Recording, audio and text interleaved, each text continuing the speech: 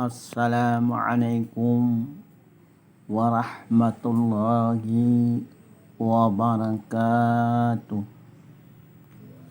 Bismillahirrahmanirrahim. Alhamdulillahilladzi an'amana bi ni'matil imani wal islam. Wassalatu wassalamu ala asyrafil anbiya'i wal mursalin Sayyidina wa maulana Muhammad wa ala alihi wa ashabihi ajma'in. Qala Allah ta'ala fil Qur'anil Karim. A'udzu billahi minasy syaithanir rajim. Ya ayyuhalladzina amanu tubu ilallahi taubatan nasuha ila akhiril ayah. Sadaqallahu maulanal azim. Kaum muslimin dan muslimat jamaah ba'da maghrib rahimakumullah. Alhamdulillah, kita bersyukur kepada Allah Subhanahu wa ta'ala yang telah memberikan berbagai macam kenikmatan, berbagai macam fasilitas, baik nikmat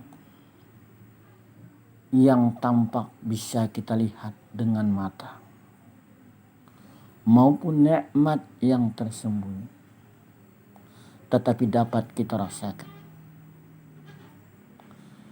Dari nikmat yang kecil sampai yang besar. Betapa Allah Maha Pengasih, Maha Penyayang kepada kita. Sekecil apapun nikmat yang Allah berikan kepada kita, maka hendaklah kita syukur. Apabila kita bersyukur, maka Allah Subhanahu wa ta'ala akan menambah. Paling tidak Allah menambah keberkahan. La in syakartum la azidannakum. Dan jika kamu bersyukur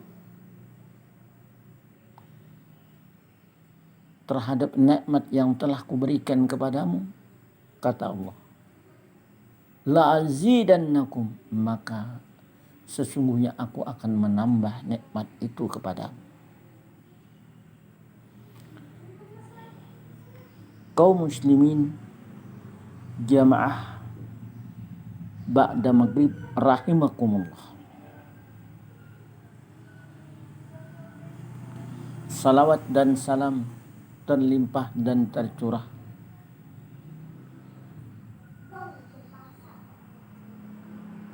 ila yaumil qiyamah, sampai hari kiamat, keharibaan Rasulullah sallallahu alaihi wasallam atas keluarga, sahabat dan pengikut ajaran beliau ila yaumil qiyamah.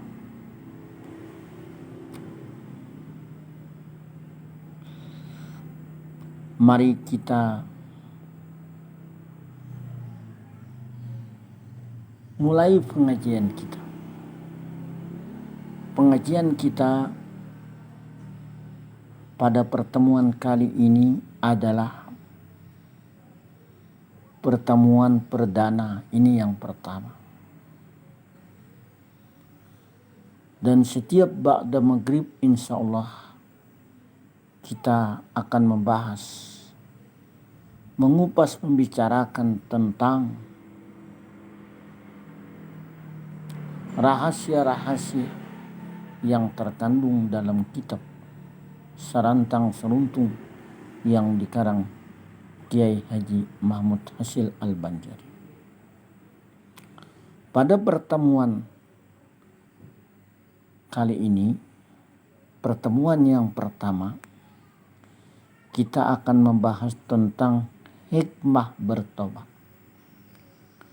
Sebelum kita membahas tentang hikmah bertobat, maka kita harus tahu apa artinya taubat. Kata tobat berasal dari kata taba yatubu taubatan. Artinya kembali. identik sama dengan kata nadama yandamu nadman, artinya menyesal. Kembali ke jalan yang benar. Kembali kepada jalan yang diridai Allah Subhanahu wa ta'ala. Melaksanakan perintah Allah.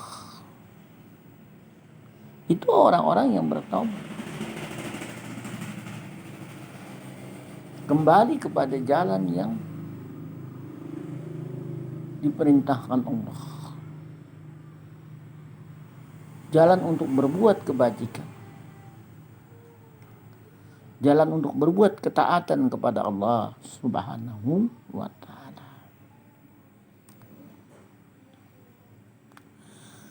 Di dalam surah At-Tahrim ayat 8 dijelaskan. Allah menghimbau kepada orang-orang yang beriman agar bertaubat. Kalau orang-orang beriman memiliki dosa, memiliki kesalahan sekecil apapun kesalahan yang pernah dia lakukan, maka hendaklah dia bertaubat. Ya ayyuhalladzina amanu, wahai orang-orang yang beriman, tubu ilallahi taubatan nasuha, bertaubatlah kepada Allah dengan taubat yang sesungguhnya. Artinya, begitu kita sudah bertaubat, kita tidak mengulangi lagi. Jangan dijadikan taubat sambal. Nah, yang namanya taubat sambal, begitu pedas, berhenti. Gak mau lagi. Aku makan sambal ini pedas, taubat, aku gak makan sambal lagi. Pedasnya luar biasa. Nah, tapi kalau gak ada sambalnya, mencari lagi. Mana sambal? Mana sambal? Begitu terasa pedas, taubat, aku gak makan sambal lagi. Begitulah. Artinya begitu kita sudah bertaubat, kembali lagi berbuat dosa. Kembali lagi berbuat maksiat. Melaksanakan apa yang dilarang Allah. Berbuat dosa. Bertobat lagi. Nah ini namanya tobat sambal. Di dalam kitab Riyadhus Shalihin halaman 12 itu dijelaskan tentang syarat orang yang bertobat. Ini menurut para ulama. Bab taubah. Jadi bab taubat. Ada 3 syaratnya. Kalau kita hanya punya kesalahan, punya dosa, kita berbuat maksiat kepada Allah, kita apa yang dilarang Allah lalu kita langgar. Kita berbuat dosa.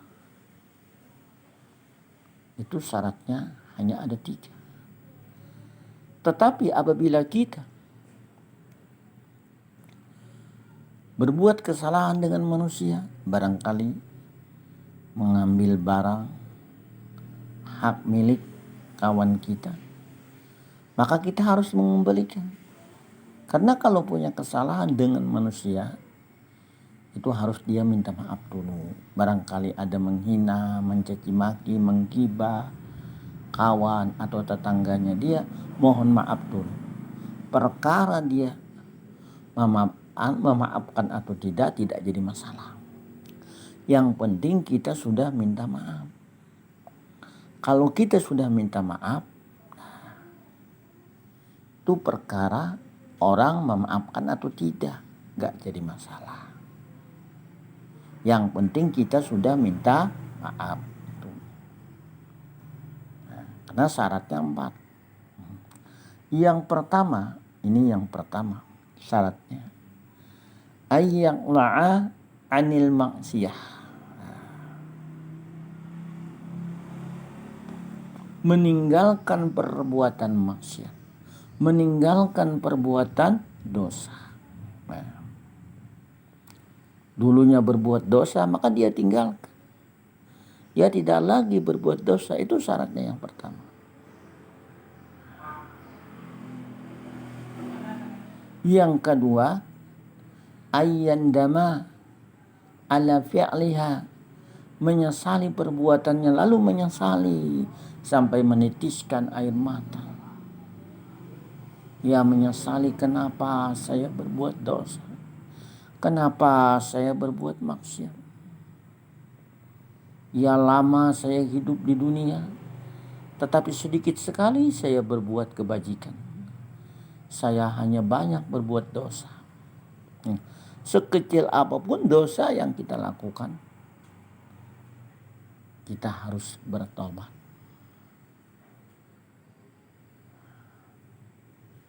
Itu penyesalan, ada penyesalan.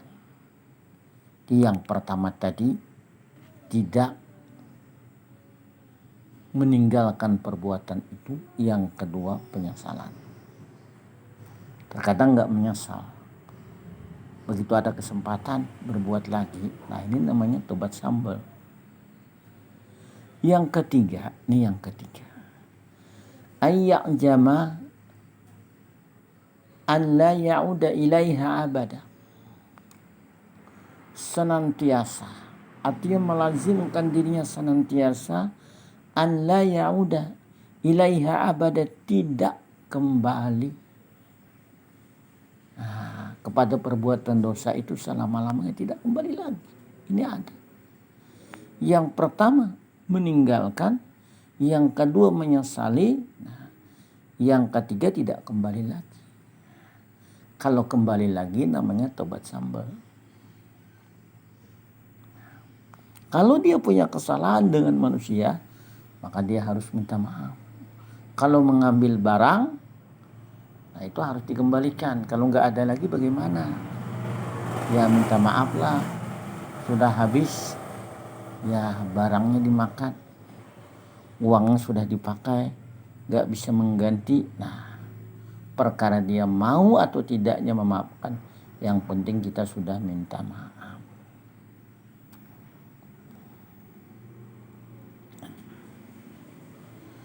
Jadi kalau kita bertobat kepada Allah itu jangan menunda-nunda.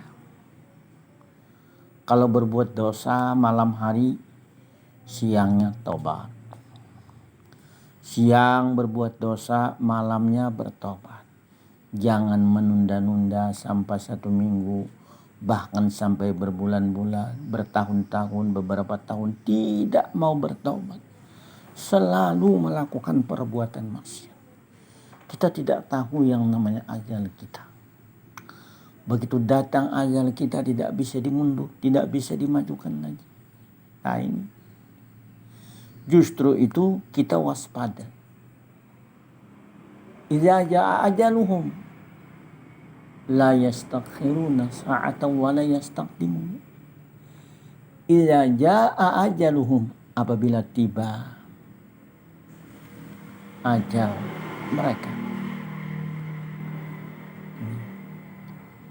la yastakhirun, tidak bisa dimundurkan lagi walau sedetik pun.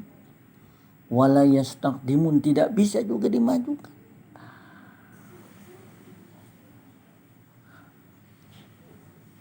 Allah selalu menerima taubat hambanya sekalipun dia memiliki dosa yang besar, asalkan dia mau bertobat. Tapi ingat, jangan sampai tobat sambal. Innallaha yabsutu yadahu bil-lail liyatuba musii'un nahar. Sesungguhnya Allah membentangkan tangannya, artinya menerima taubat. Liyatuba musii'un nahar, bagi orang yang bertaubat di siang hari. Di malam hari dia berbuat dosa, lalu bertobat di siang hari. Sebaliknya, wa yabsutu yadahu bin nahar, dan membentangkan tangannya di siang hari. Allah menerima taubat hambanya, liyatuba musi'ul lail, agar mereka bertaubat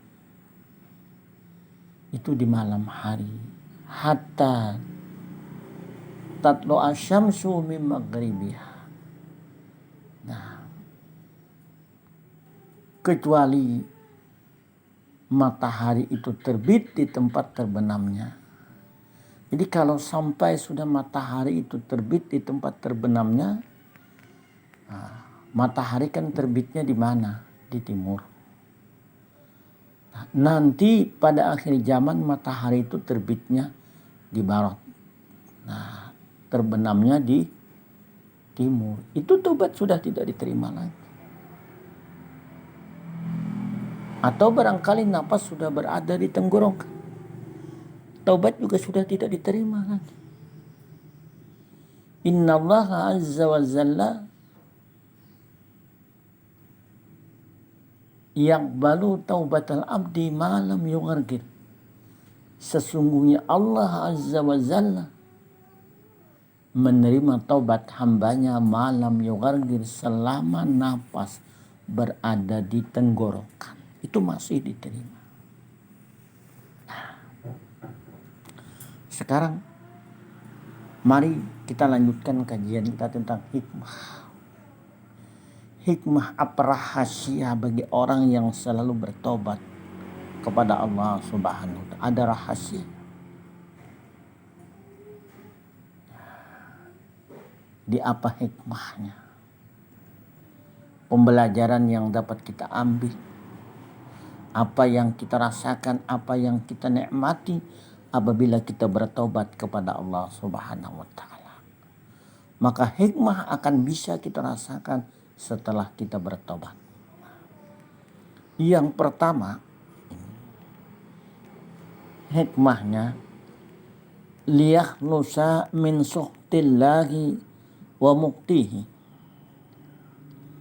Liyakhlusa min sukhtillah, agar selamat dari murka Allah, terbebas dari murka Allah. Nah, ini. Jadi terhindar dia dari murka Allah.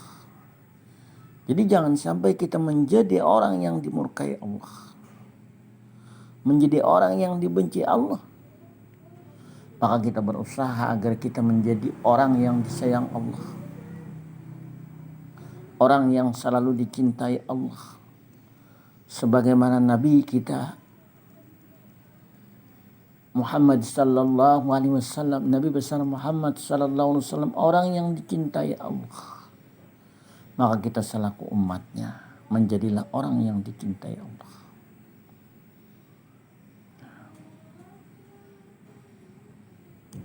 Ini hikmah tobat yang pertama. Artinya dengan bertobat kita terbebas dari murka Allah. Kalau Allah tidak murka, berarti Allah suka kepada kita. Kalau Allah sudah suka dengan kita, Allah menyayangi kita. Allah akan mencurahkan rahmat kasih sayangnya kepada kita. Nah, ini kalau sudah disayang Allah, tidak meminta pun dikasih Allah, apalagi kita meminta kepada Allah. Yang kedua, hikmah taubat yang kedua adalah liyas lama min azabin nar, agar selamat dari siksa neraka, terhindar dari api neraka. Kita nggak bisa bayangkan betapa panasnya yang namanya api neraka itu. Panasnya luar biasa. Dalam surah At-Tahrim Allah menjelaskan, menghimbau kepada orang-orang yang beriman agar dia mampu menjaga dirinya dan keluarganya dari siksa api neraka. Ya ayyuhalladzina amanu qu anfusakum wa ahlikum nar. Jagalah dirimu dan keluargamu dari siksa api neraka. Malaikatun ghalizun syadidun la ya'sun Allah. Malaikatnya itu adalah kasar. Malaikatun ghalijun syadidun. Ghalijun syadid, sangat kasar. La ya'sun Allah, tetapi mereka tidak pernah berbuat maksiat kepada Allah. Nah, itu malaikat penunggu neraka. Betapa dahsyatnya api neraka ini. Kalau satu helai rambut saja, ya sebarat zarah saja, ditaruh di gunung, maka gunung itu akan hancur. Itu betapa dahsyatnya api neraka. Maka kita berusaha jangan sampai kita masuk ke dalam neraka. Termasuk keluarga kita juga. Kita berdoa setiap kali sholat agar kita diselamatkan di dunia dan di akhirat, diberikan kesejahteraan di dunia dan di akhirat, dan dijauhkan dari api neraka. Rabbana atina fid dunya hasanah. Ya Allah, ya Tuhan kami, berikanlah kami kesejahteraan di dunia. Wa fil akhirati hasanah, dan kesejahteraan, keselamatan di akhirat.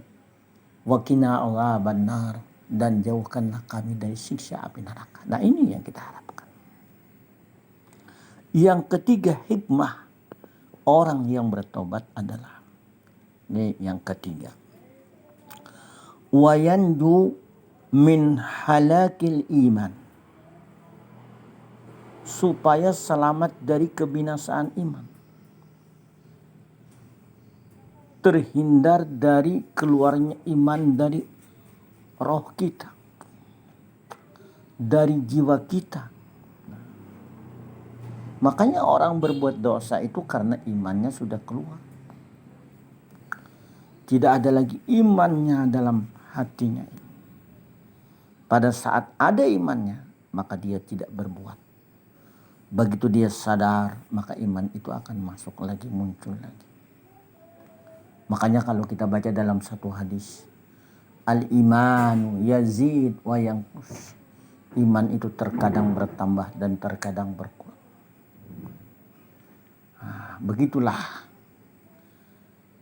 yang namanya siklus. Begitulah yang namanya keadaan iman kita, terkadang bertambah dan terkadang berkurang.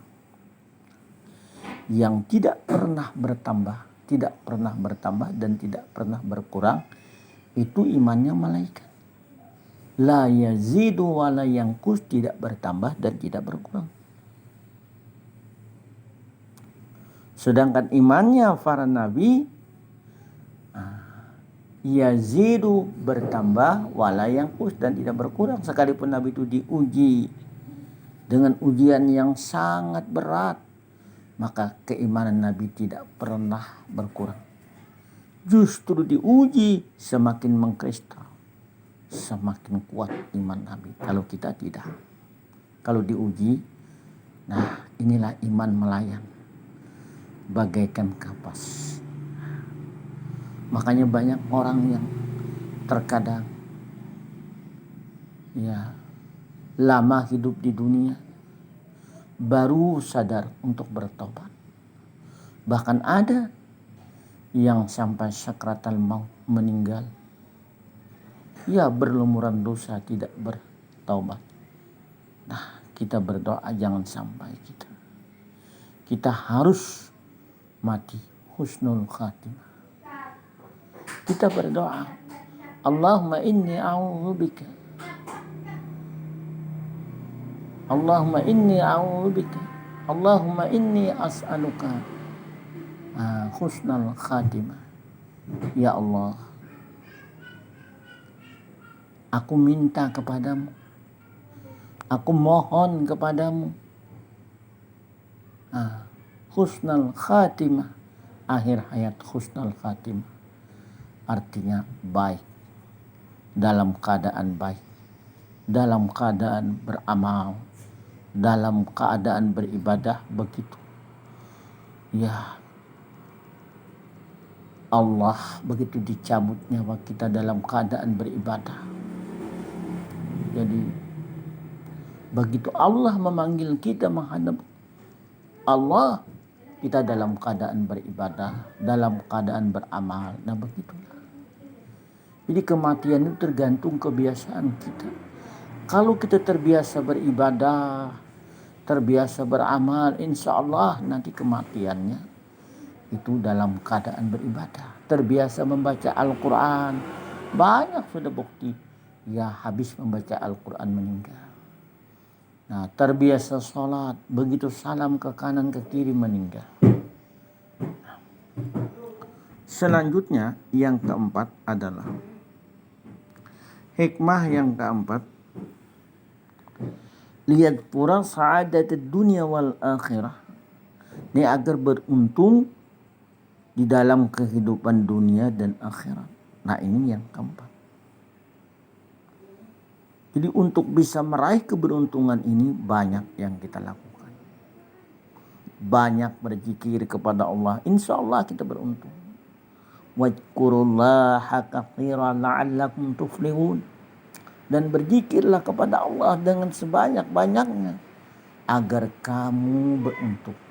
Beruntung di dunia dan beruntung di akhirat. Semakin kita banyak ingat kepada Allah, maka Allah pun juga banyak ingat kepada kita. Kalau kita banyak berzikir, berarti kita banyak mengingat Allah. Nah, yang kelima, ini yang terakhir. Liyanala ridwanallahi wa rahmatuh. Agar kita meraih keridaan Allah dan rahmat. Dengan bertobat, insya Allah kita bisa meraih rahmat Allah, kasih sayang Allah. Maka begitu dipanggil kita sakratul maut ini adalah karena rahmat Allah Subhanahu wa ta'ala. Ada 5 yang perlu kita simpulkan hikmah bertobat. Yang pertama agar kita terbebas dari murka Allah. Yang kedua terhindar dari azab neraka. Ketiga agar kita selamat dari kebinasaan iman, keluarnya iman dari tubuh kita. Keempat, menjadi orang yang beruntung di dunia dan di akhirat. Dan kelima, meraih keridaan Allah Subhanahu wa ta'ala. Harinya hujan. Nah, maka sampai di sini dulu. Mohon maaf atas segala kekurangannya. Terima kasih atas segala perhatiannya. Insya Allah kita lanjutkan pada ba'da maghrib yang akan datang. Usikum wa nafsi bittaqwallah. Wallahu maufiq ila aqamit thariq. Assalamualaikum warahmatullahi wabarakatuh.